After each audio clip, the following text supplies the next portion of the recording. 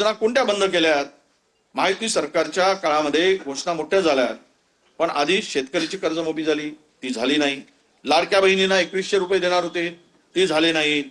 मुख्यमंत्री असताना आपल्या मागच्या वेळेस आनंदाचा शिधा बंद पडलाय. 1 रुपयात पीक विमा बंद झालेला आहे. स्वच्छता मॉनिटर बंद झालेला आहे. एक गणवेश एक राज्य एक गणवेश त्याची अंमलबजावणी नाही. लाडक्या भावाला अप्रेंटिसशिप दिली, ती बंद पडली. योजना दूत मुख्यमंत्री योजना ती बंद पडली. मुख्यमंत्री तीर्थ योजना ती सुद्धा बंद आहे. नमो कामगार कल्याण योजना ती बंद झाली. नमो शेतकरी शेततळे योजना अभियान ते सुद्धा बंद झालं. नमो गरीब व मागासवर्गीय सन्मान योजना ती सुद्धा बंद झाली.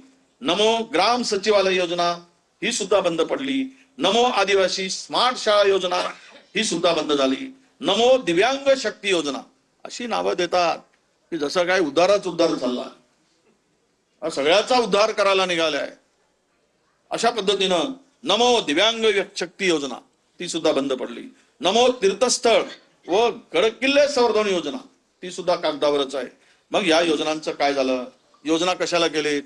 कोणासाठी करत असाल तर मग त्यातून तुम्ही त्या योजना सुरू का ठेवल्या नाही? तिजोरी लुटून खाली. तिजोरीच्या लुटणीसाठीच आताची सध्या भांडणं आहे. निवडणुकीमधला सगळा प्रकार पाहिला आपण. पैशाचा अमाप वापर झाला.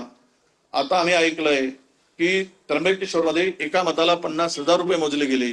याचाच अर्थ असा आहे की कुंभमेळ्यातला पैसा उद्या मिळवण्यासाठी, सत्ता टिकवण्यासाठी, सत्ता हातात ठेवण्यासाठी 50,000 रुपये मोजले जात असतील एका मताला, तर किती गंभीर आहे.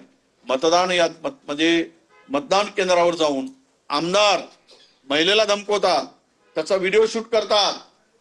काही कायद्याचा धाक राहिलाय? कुठे कायदा आणि सुव्यवस्था शिल्लक राहिली आहे? कायदा कुव्यवस्था करण्यामध्ये हे राज्य आता आघाडीवर गेलेलं आहे असं म्हणायला हरकत नाही. त्यामुळे या म्हणजे टीईटी मध्ये असलेला गोंधळ असेल, एक आपण पाहिलंय. मी आपल्याला या सरकारचे सर्व एक बेबंदशाही, बेबंद कारभार, एकाचा पायपोस एकाच्या पायात नाही, एकमेकाशी प्रचंड भांडत असताना राज्याचं वाटोळं करण्याचं काम या ठिकाणी आपल्याला दिसतो आहे. शक्ती कायदा अजूनही अंमलात आला नाही. महाराष्ट्र कुठे नेऊन ठेवला 1 वर्षात? तर शेतकऱ्यांच्या आत्महत्येमध्ये महाराष्ट्र 1 क्रमांकावर आहे.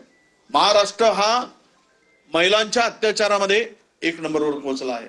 महाराष्ट्रामध्ये लहान बालिकेवरील अत्याचारामध्ये 1 नंबरवर पोहोचलेला आहे. महाराष्ट्र ड्रग्स मध्ये सध्या 1 नंबरवर आहे. उडता पंजाबची पेक्षा वाईट स्थिती महाराष्ट्राची आहे. कुठेही त्यावर निर्बंध नाही. सर्रास शाळेच्या मुलापर्यंत शाळामध्ये, महाविद्यालयामध्ये ड्रग्स पूर्णतः मुक्तपणे विकला जातो आहे आणि तो त्याचा वापर त्या ठिकाणी सुरू आहे. भ्रष्टाचाराची तर मालिकच आहे. 1,67,000 कोटीची कामं ही अबाऊ सगळ्या कंत्राटदारांना दिली. महाराष्ट्रामध्ये 9 कंत्राटदार 1,67,000 कोटीची कामं करतायत. त्यामध्ये हे 9 कंत्राटदार सरकारचे लाडके कंत्राटदार आहेत.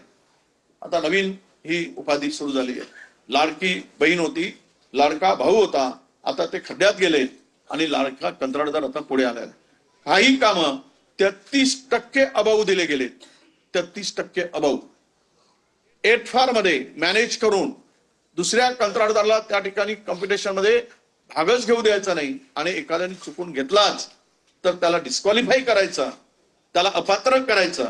अशा पद्धतीनं भ्रष्टाचाराची मालिका या राज्यामध्ये सुरू आहे. महिला बाल